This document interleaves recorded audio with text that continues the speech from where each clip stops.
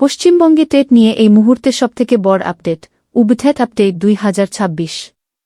উবটেট update 2026 পশ্চিমবঙ্গের শিক্ষক নিয়োগ এবং টেট পরীক্ষাকে ঘিরে দীর্ঘদিন ধরেই নানা বিতর্ক ও আইনি জটিলতা চলছিল। বিশেষ করে 2014 সালের প্রাথমিক টেট পরীক্ষা নিয়ে হাজার হাজার চাকরিপ্রার্থীর ভবিষ্যৎ অনিশ্চয়তার মুখে পড়েছিল।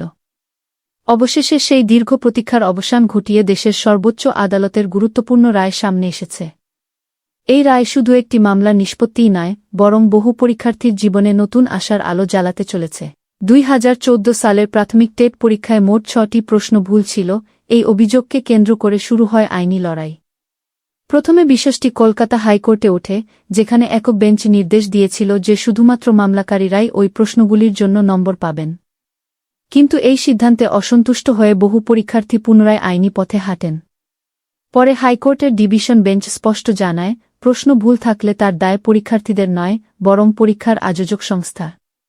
তাই সকল পরীক্ষার্থীকেই ওই 6 নম্বর দিতে হবে। এই নির্দেশের বিরোধিতা করে বিষয়টি শেষ পর্যন্ত সুপ্রিম কোর্টে পৌঁছায়।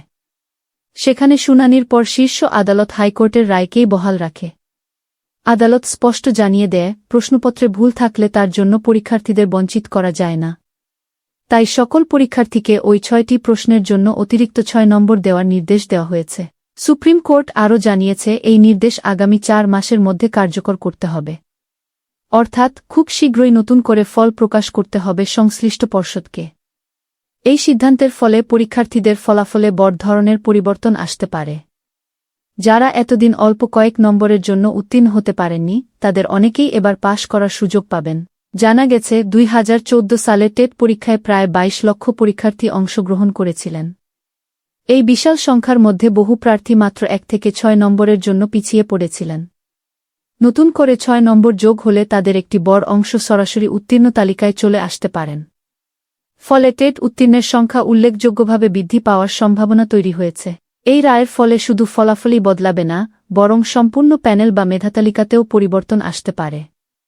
কারণ অতিরিক্ত নম্বর যুক্ত হওয়ার ফলে অনেকের র্যাঙ্ক পরিবর্তন হবে। ফলে প্রাথমিক শিক্ষা পর্ষদকে নতুন করে প্যানেল প্রকাশ করতে হতে পারে বলেই মনে করছেন বিশেষজ্ঞরা। শিক্ষামহলের একাংশ মনে করছে, এই রায় বহুদিনের অবিচারের অবসান ঘটিয়েছে। পরীক্ষার্থীরা দীর্ঘদিন ধরে যে ন্যায্য অধিকারের দাবি জানিয়ে আসছিলেন, তা অবশেষে বাস্তবায়িত হল। একই সঙ্গে এই রায় ভবিষ্যতে পরীক্ষার স্বচ্ছতা ও দায়বদ্ধতার ক্ষেত্রেও একটি গুরুত্বপূর্ণ নজির হয়ে থাকবে। সব মিলিয়ে বলা যায়, এই আপডেটটি পশ্চিমবঙ্গের লক্ষাধিক চাকরিপ্রার্থীর জন্য অত্যন্ত গুরুত্বপূর্ণ। এখন সবার নজর রয়েছে প্রাথমিক শিক্ষা পর্ষদের পরবর্তী পদক্ষেপের দিকে। কখন এবং কিভাবে নতুন ফলাফল প্রকাশ করা হয়, সেটাই এখন দেখার বিষয়।